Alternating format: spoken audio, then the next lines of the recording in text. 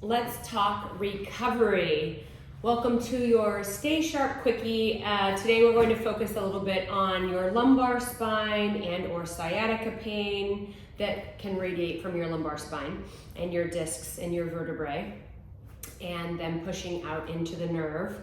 So of course I have to make this short and sweet, so I'm going to talk about a few of the myofascial release tools that I use. So I have foam rollers. Both of mine are nice and soft. I also have some very dense ones. It's whatever you can tolerate that you'll actually do it. That's the best tool for you, right? Some people love the very aggressive, even the ones with the bumps on them. I won't do it and I'll bruise. So I do just the forgiving, soft foam rollers because I'll actually do it. I use massage balls, both pinky balls and lacrosse balls. There's a great company out there called Yoga Tune-Up. They have a lot of wonderful information as well. This is actually their bag, but you can buy their stuff through them. But today I'm going to just touch on a few things that may or may not help with whatever treatments you are currently getting through your doctor, whether that is cortisone, whether that is anti-inflammatory medication, whether that's PT and physical therapy, having bulging discs in my lumbar, my L4, L5 in my own body. This is how I've had to help heal myself when I don't have a masseuse or a doctor readily available. So these are all the different tools I use. I'll actually grab a little Pilates ball as well. But first I'm going to start with global. So foam rollers are a little more global, where massage balls are a little more local. So they can get, right to the house, where these get more to like the city and the town. So I'm going to actually start with a little bit more global. I'll keep these babies like right off to the side so they don't roll away. But I'm going to start with laying on my back. It doesn't matter really what size you have, as long as you have something that, again, helps you get out of pain. That's the most important thing. So initially, if I'm in this supine position, put my arms here so you can kind of see, I can kind of let my knees sway from right to left. This just loosens up my hips a little bit, loosens up my lumbar spine a little bit. If you are in bed and you want to take your legs all the way in one direction and bring a heel on top here, right? This stretches out your hip flexor and your psoas here. And then of course, teeter-totter your legs the other direction, and then bring the heel up on top of the outside of the knee. Again, just lengthening through the hip flexor here, a little bit of the psoas and the side lateral. These are just basic stretches. Of course, the things they tell you to do for sciatica, either your figure 4 stretch, which is here. If you need a little bit more, you could interlace the hands through the leg and pull that, and that opens up your SI and your sacroiliac joint and your piriformis muscle in your glute, right? So just starting with simple, nice things. When you're already in pain, the last thing you want to do is be extra aggressive. So then maybe, it creates even more pain. So just be mindful about giving your body some love and some grace, and not feeling like you have to be especially violent when you're doing recovery. Okay, so if you're already having major pain, try to engage your core, engage your glutes, and lift straight up into a hinge. When I teach my Pilates certifications, they know that if you have bulging or herniated discs, we don't necessarily articulate with those clients because we don't want to bring the spine necessarily into flexion, right? So I am right at my SI joint and my piriformis muscle, right? Ooh, I am sore from a workout yesterday. You just simply want to tick-tock from right to left. Make sure you're using your core and you're not overly bringing your spine into a rotation unless that's what you need. The problem, I love anti-inflammatories when I'm in pain, but the problem with them is they're numbing the pain, right? So maybe you can't feel all the work the massage tools are doing for you if you have painkillers in your body and or anti-inflammatories in your body. So just be mindful of that also.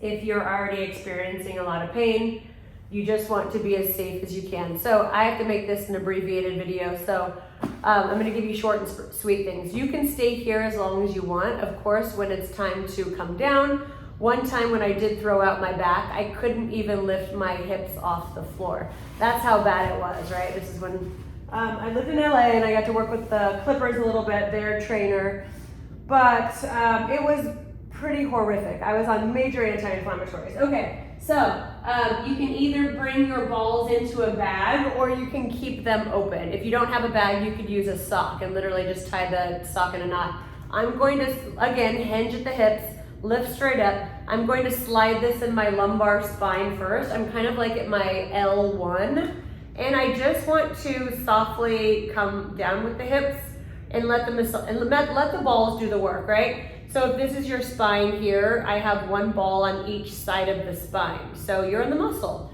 Usually when we do our massage tools, we don't want to, roll bone, roll ligaments, roll tendons, so to speak. We try to aim for muscle and or sometimes like the hip flexor, sure, we do get in there, but either way, to each your own. I am not a doctor, always advise get the information you need from your medical team. I am just supplemental, right? I help ease the pain a little bit and teach you how to also ease the pain versus living in pain. So if I'm waking up in the middle of the night and I can't sleep and something is giving me major pain, these are all the different things that I do based on where my pain is. But I'm specifically talking about lumbar, potential sciatica, and hip pain today, okay? So I'm right in my L3 right now, heading towards my L4, my lumbar 3, lumbar 4, and I feel my left, actually, front hip flexor giving me feedback. So the spine is, it holds us up. It holds us up. It does so much work. So that's why in Pilates we're so adamant about keeping the spine healthy through flexion, extension, rotation, and us Pilates, comprehensively trained Pilates instructors will talk about the spine as much as we do because we understand the importance, right? And the longevity of the body and what it needs in order to continue to function in a happy state. Okay, so I've just simply moved down a vertebrae through the spine and I'm still in the muscles, okay? So you're in the muscles of the spine, not necessarily you're not on the bone. So do know the difference. And I am trying to take the vertebrae of my spine, which, we do have cushion in between them, and I'm trying to alleviate the pressure. I doubt, I'm not a doctor, that you're living in a condition where you're vertebrae on vertebrae. I don't think you would be able to function in a very happy state. So usually, you've seen your doctor at that point. So I'm just trying to make sure that my vertebrae stay happy, fluid, mobile, and I am just moving these balls, vertebrae by vertebrae down my spine, heading towards my glutes. And although, a lot of the sciatica starts in the lumbar spine, usually we have pain in our hips and we have pain in our lower back and we have pain like down our leg, whether that's the hamstring, the back of the leg, or maybe the IT band, but usually it's the back of the leg. But these are just what I'm telling you, the clients that I work with. Okay, so now I am migrating down towards my SI joint and my piriformis. So you can see where the ball is in my hip. I can bring my leg back into a figure 4. I'm not going to sit upright right now, but if I lean, I am absolutely in my piriformis muscle, my SI joint. And I did some very heavy lifting yesterday, some single leg deadlifts with 35s, and my glutes are letting me know I did work yesterday. They're like, okay, we're sore. So this does, it's a little painful. I'm even using the nice balls. The lacrosse balls, they're not forgiving, they're dense, they're hard. They're great for people that need knees and elbows, rolfers. They need that type of work. I'm a bit of a delicate flower. As much as I love strength training and heavy weighted everything, when it comes to massage and or navigating pain and or trauma through my body, that's when I get real wimpy. So again, I'm just going to kind of massage through that SI joint, through that piriformis.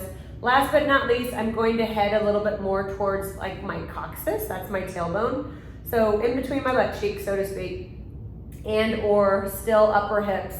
And I'm just going to, sway left and sway right. So I am just massaging the fascia around still the muscles, right? I'm still working around, I'm more in my glute max. Now I'm kind of like the glute medius or the upper hips. Now I'm a little bit lower towards the glute max. So I'm just navigating and I'm looking for areas of tension that I'm holding in my body, my root chakra, without necessarily knowing it. But these are a lot of the areas that clients have pain. So that would be your lumbar, that would be partial hips, SI joint, piriformis, coccyx. If for whatever reason you need to get a little bit into your glute med, I'm in this little fake-ish side plank position.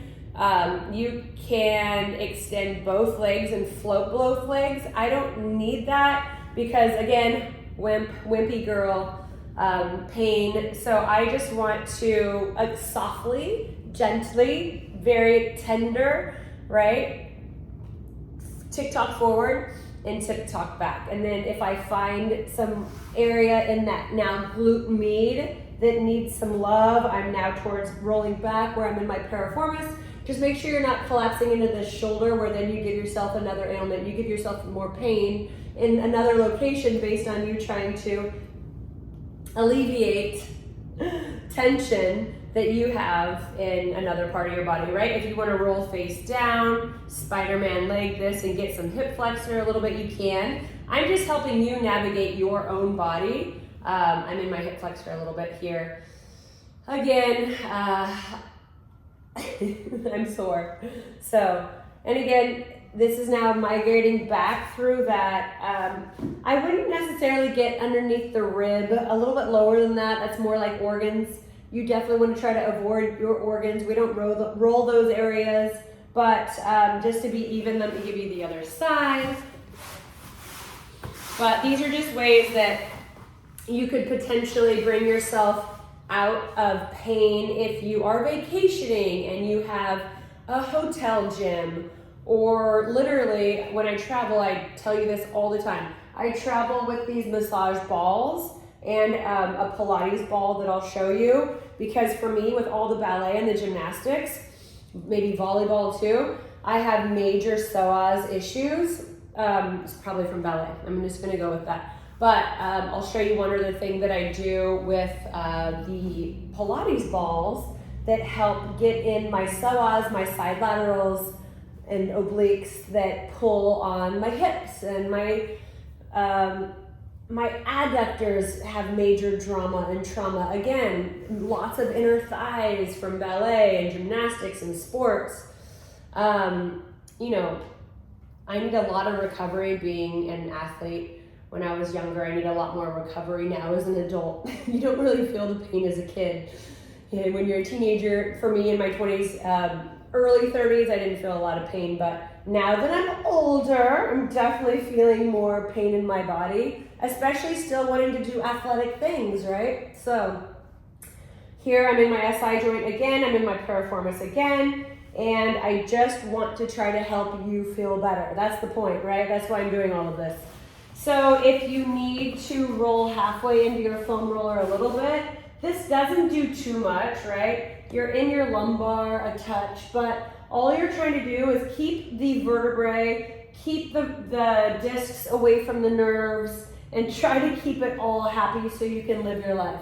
I am not opposed to healthy anti-inflammatories, to massage guns, to arnica, to any topicals that help you feel better. I love heating pads, I love ice packs. Again, I do all the things because I have a very busy life and I don't want to live in pain. I'm gonna go just into one thoracic extension. If you sit for work and you have sciatica, that might trigger and fire your sciatica even more. So maybe if you have a standing desk and you work from home, or if you feel comfortable taking your shoes off at work, while you're at your standing desk, you can step on massage balls too, just because of reflexology, right? But if you're sitting and you're in the forward hunchback position, I want you to get in the habit of doing thoracic extension, which is this. I like my hands behind my head because one, it's stretching my armpits and my chest and pecs, but two, I'm making a hammock and I'm making sure my head isn't dangling. I don't want my neck to have more drama and trauma because I'm trying to alleviate pain in my lower back. Okay, give me 1 second. I'm gonna grab the Pilates ball really fast. And then I'm gonna show you one last thing. Again, I travel with these things because they deflate. I could blow them up and then deflate them to travel. So, yep, always. I let it kind of push right up into my guts. If you have major lower back stuff, if I were you, I would put a pillow or even your foam roller in between your knees when you're laying on your side so you don't pull on your back even more. Okay, so the ball is pushing up into my side lateral. If I roll downwards, this is more psoas, right? Okay, if I go all the way down, you can kind of see it underneath it's underneath the left side of my belly button. That's my psoas, right? And the ball is big enough where it kind of gets a lot of real estate. I'm not going to talk about the massage balls right now and using the massage balls there, but this, handles a big surface of space, so I can accomplish a little bit more. And I simply roll back and I roll forward. So my lumbar spine again. Before I forget, I'll show you one more thing. So this is just side lateral, okay? So side lateral release. If you do need to lay on your back, again, super travel friendly, engage your core, engage your glutes, lift straight up. And again, you can kind of bring your spine into a bit of an extension. Usually when you have disc stuff, when I threw out my back, I couldn't even brush my teeth. Like that small forward flexion, I was miserable. So I want you to simply just roll to the left and roll to the right. You're gently massaging the fascia. And just move the energy around. If you need to sway your knees from left or right, I know in yoga, they put you in this position a lot, or they put, use your core, engage. They'll bring like your feet here and lift your feet up and allow your hips to open, to release the lower back a little bit.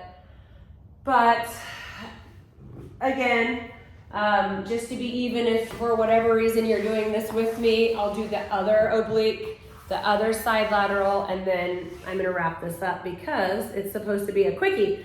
It's supposed to be short and sweet. Again, lower back people, put a pillow or put something between your knees, but I want you to just focus on trying to move that side lateral around a little bit, move that hip flexor around, hip flexor here, side lateral and oblique here, but you're just trying to get feedback. Now if I go face down, again, I am in the psoas because I'm on now the right side of the belly button, just trying to massage through the psoas muscle.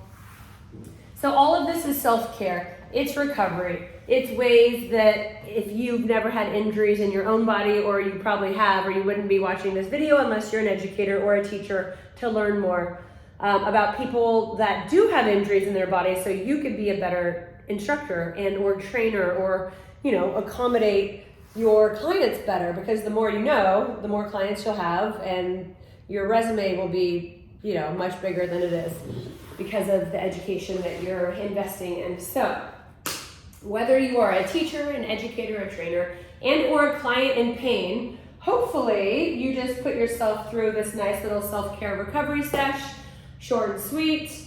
The most important thing is that we feel good in our body to live a great life. So hope you enjoyed that.